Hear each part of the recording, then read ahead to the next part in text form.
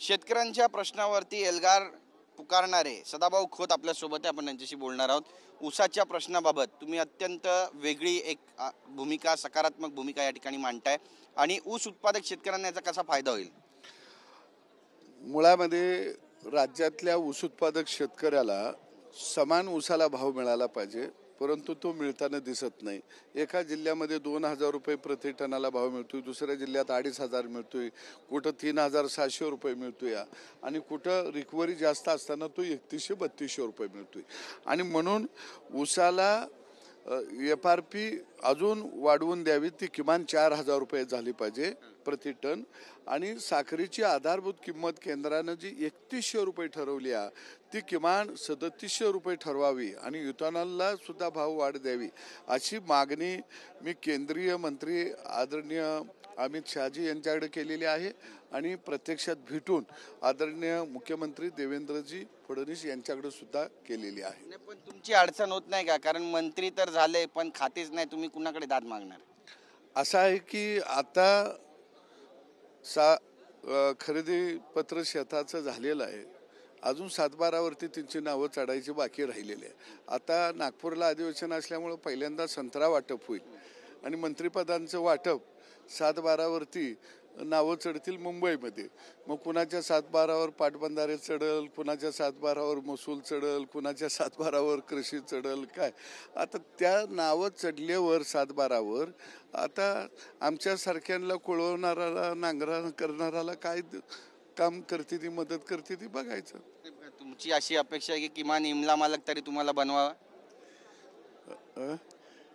इमला मालक म्हणून तरी त्या 7-12वरती तुमचं नाव असायची इच्छा आहे का? नाही, आम्ही म्हणतोय त्या 7-12वर आता आम्हाला बांधाव बसून दिलं तरी बी पुरेस आहे, तिथं तर बसून द्यावं एवढीच अपेक्षा, आता बाकी काही नाही.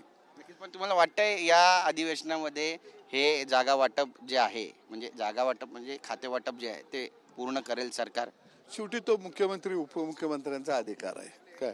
आणि अधिवेशन आता तर अंतिम आठवडा आज चाललेला आहे, उद्या संपणार आहे.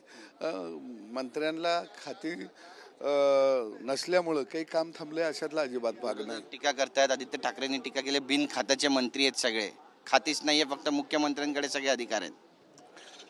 आदित्य ठाकरेपेक्षा हे चांगलं मंत्रिमंडळ आहे. निदान एका कुटुंबातले आपल्या मंत्रिमंडळामध्ये येण्याचा इतिहास महाराष्ट्रात तिन्हीच घडवला. त्यामुळं मला वाटतं की बिनखात्याचं मंत्रिमंडळ आहे म्हणून काही राज्याचा कारभार थांबलाय असं काही दिसत नाही. देवाभाऊ आणि 2 उपमुख्यमंत्री सक्षम आहेत. नक्कीच. बीडबद्दल त्यांनी जे रिप्लाय फाईल केले देवाभाऊंनी, त्याबद्दल काय म्हणाल? निश्चितच एक कणखर मुख्यमंत्री या महाराष्ट्राला देवाभाऊंच्या रूपाने मिळालेला आहे. विरोधकांनी राजकारण करत असताना त्याच्यामध्ये जे दोषी आहेत ते त्याचे तपास यंत्रणा तपास करत आहेत. त्याच्यामध्ये काही त्रुटी राहिल्या तर विरोधकांनी त्याच्यावरती बोट ठेवावं. मला खात्री आहे शेवटच्या दोषी व्यक्तीपर्यंत पोलीस प्रशासन पोचेल आणि देवाभाऊ कुणालाही पाठीशी घालणार नाही हे आता भविष्यकाळात विरोधकांना सुद्धा कळून येईल.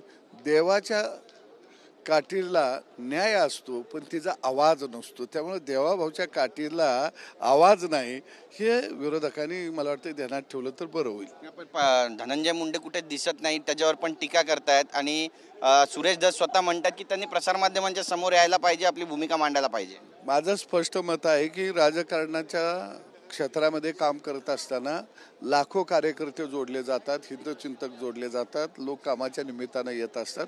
प्रत्येकाच्या कपाळावर काही लिहिलेलं नसतं हा गुन्हेगार आहे किंवा असा करणार आहे. अपघात होणार हे जर प्रत्येकाला समजलं असतं तर अपघातच झाले नसते. आणि म्हणून मला वाटतं की देवाभाऊ निश्चितपणानं राजकारण ह्यात न आणता त्या सरपंचाला ज्या पद्धतीनं मारलं गेलं संपूर्ण महाराष्ट्र हादरलेला आहे, निश्चितपणानं त्याबाबत योग्य न्याय होईल. संजय राऊत तुमचे जुने सहकारी मित्र आहेत, त्यांच्या घराची रेकी केली आहे भांडूपमध्ये 2 अज्ञातांनी आणि हे प्रकरण सुद्धा आता पुढे येत आहे, कसं पाहता याकडे?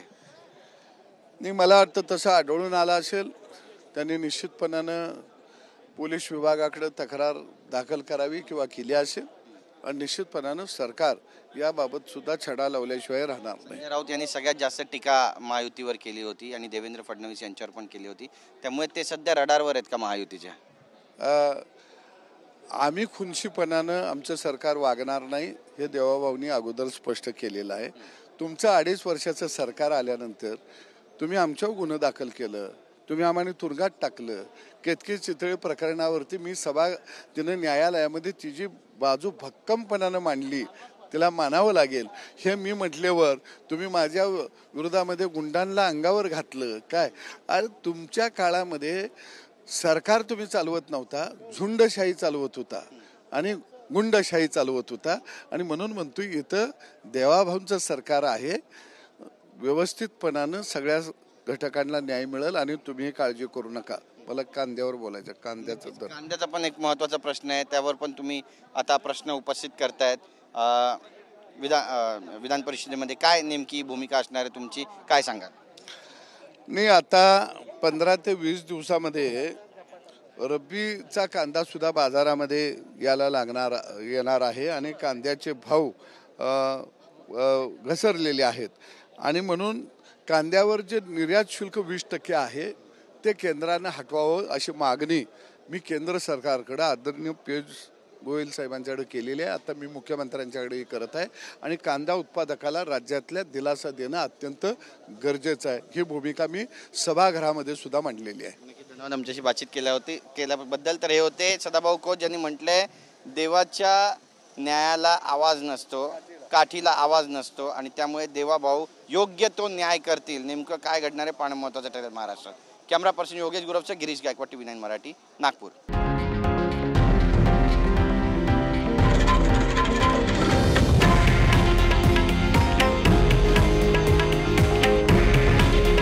हे आहे देशातील नंबर 1 न्यूज नेटवर्क आणि आपण पाहत आहात TV9 मराठी. काळजी तुमची, हित महाराष्ट्राचं.